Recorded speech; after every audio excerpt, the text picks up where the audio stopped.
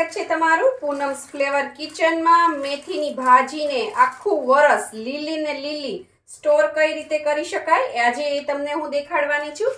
આપણે મેથીની ભાજી લઈ લેવાની છે અને ત્યારબાદ એની જે કૂણી કૂણી આ રીતની ડાળખીઓ હોય એ તોડી લેવાની છે।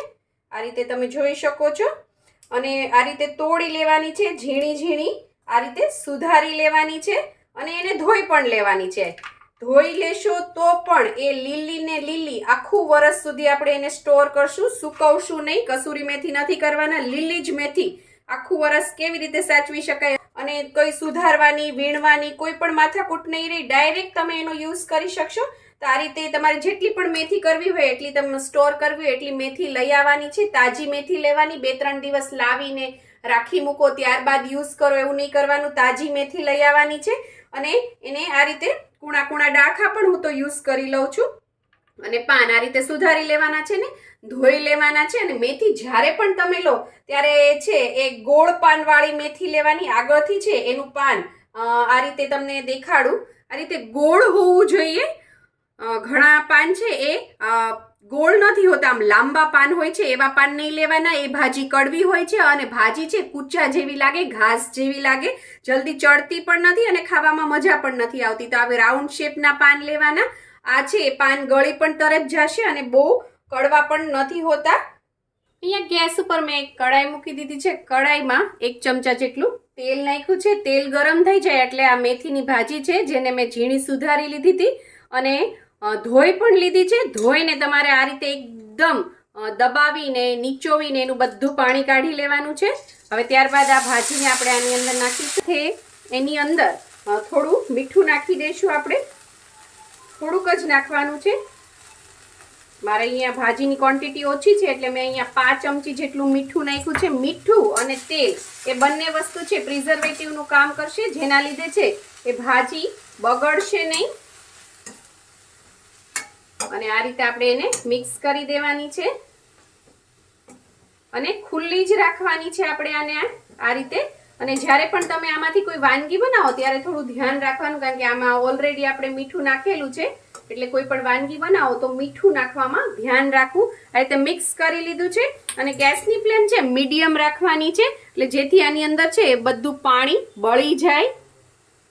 તો 2 મિનિટ હું આને કૂક થવા દઉં અને વચ્ચે વચ્ચે હલાવતા રહેવાનું। એવું લાગે બળે છે તો ધીમો ગેસ કરી નાખવાનો અને થોડું જાડા તળિયાવાળું વાસણ છે એ સિલેક્ટ કરવાનું।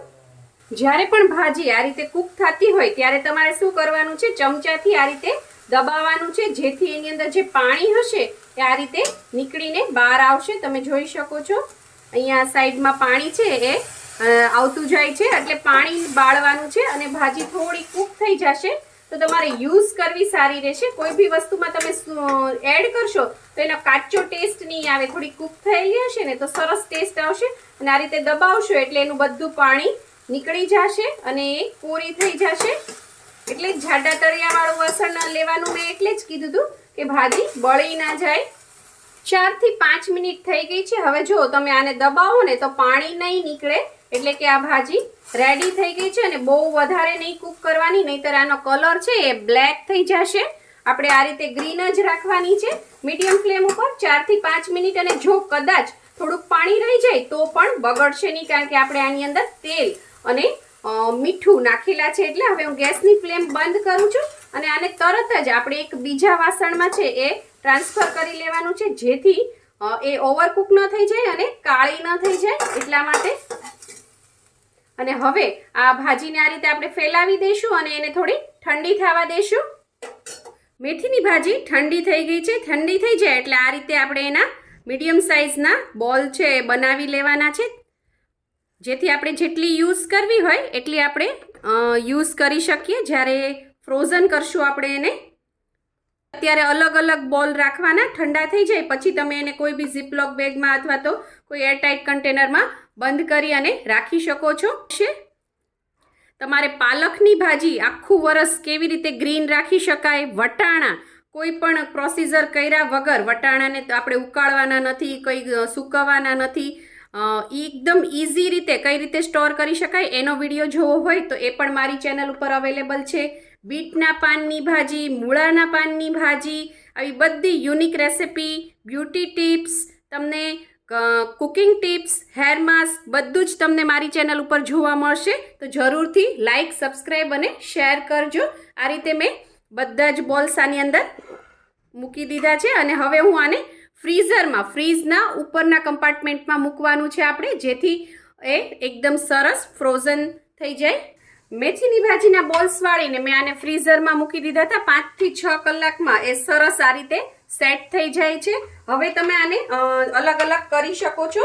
આ રીતે તમારે હવે કોઈ પ્લેટમાં રાખવાની જરૂર નથી. કોઈ બી એરટાઇટ કન્ટેનર લેવાનું અથવા ઝીપલોક બેગ લેવાની અને હવે આમાં આપણે તમે મૂકી દેશો. માથે મૂકશો ને તો પણ હવે એ ચોંટશે નહીં. હવે આ લીડ બંધ કરી અને આને આપણે ફ્રીઝરમાં મૂકી દેવાનું છે. આ મેથીની ભાજીને 7 થી 8 મહિના સુધી કંઈ જ નહીં થાય. જ્યારે પણ તમારે યુઝ કરવી હોય ત્યારે તમારે ફ્રીઝરમાંથી આ કાઢી લેવાનું અને 10 થી 15 મિનિટ પહેલા તમારે જેટલા બોલ તમારે જોતા હોય એ તમારે બહાર કાઢી લેવાના આ રીતે, અને બાકીના બોલ્સ છે એને તરત જ પેક કરીને ફ્રીઝરમાં ફરીથી મૂકી દેવાના. 5 થી 7 જ મિનિટમાં સરસ જ આની અંદર જે આઈસ થઈ ગયો હશે એ મેલ્ટ થઈ જશે અને તમે યુઝ કરી શકશો ઇઝીલી.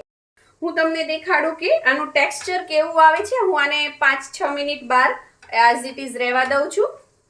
ફ્રીઝરમાંથી 10 મિનિટ પહેલા મેં આ મેથીના બોલ્સ જે આપણે ફ્રીઝરમાં ફ્રીઝ કર્યા હતા એમાંથી કાઢી લીધા છે, કારણ કે મારે આટલી મેથીની જરૂર છે અને હું તમને દેખાડું કે તમારે ફ્રોઝન કર્યા પછી એને યુઝ કઈ રીતે કરવાની. ફ્રીઝરમાંથી આ રીતે તમારે જેટલી જોતી હોય એટલી મેથી બહાર કાઢી લેવાની છે. 10 મિનિટ આમનમ જ રહેવા દેવાની, કંઈ નહીં કરવાનું. ઘણા લોકો પાણીથી ધોવા માંડે છે, ઉતાવળ કરવા માંડે છે, એવું નહીં કરવાનું. 10 જ મિનિટમાં એની એ છે એ સરસ રૂમ ટેમ્પરેચર ઉપર આવી જશે. ત્યારબાદ ચાકુની મદદથી આ રીતે તમે એને કટ કરી શકો છો. ઇઝીલી જોઈ શકો છો તમે. ઇઝીલી તમે આ રીતે આપણે જેમ વેજીટેબલ્સ કટ કરીએ એ જ રીતે તમારે કટ કરી દેવાની છે. એ ઓલરેડી કટ કરેલી જ છે, પણ આ રીતે આપણે બોલ્સ બનાવ્યો તો એમાંથી આ રીતે એને છુટ્ટી કરી લેવાની છે. તમે જોઈ શકો છો આ ભાજીનો colour as it is green રહ્યો છે અને જરાય નહીતર ફ્રીઝરમાંથી બહાર કાઢો કોઈ વસ્તુ અને તે રૂમ ટેમ્પરેચર ઉપર આવે પછી એ છે એકદમ કીચકીચા થઈ જાય છે. પાણી નીકળે છે અને એકદમ પોચી પડી જાય છે. આ ભાજીમાં જરા પણ એવું નહીં થાય. તમે જોઈ શકો છો આપણી નોર્મલ ઓરિજિનલ ભાજી હોય એવી જ ભાજી રહેશે અને એનો ટેસ્ટ પણ એવો જ રહેશે. આ રીતે તમે પણ મેથીની ભાજીને આખું વરસ ફ્રીઝરમાં ફ્રોઝન કરી અને સ્ટોર કરી શકો છો. એને કંઈ પણ નહીં થાય. જેટલી જરૂર હોય એને આ રીતે તમારે કાઢવાની અને યુઝ કરવાની અને આનાથી તમે કોઈ પણ રેસિપી બનાવી શકો છો. આવી જ આઈડિયા, ટિપ્સ અને રેસિપી માટે સબસ્ક્રાઇબ કરો પૂનમ્સ ફ્લેવર કિચનને. Thank you. આવજો.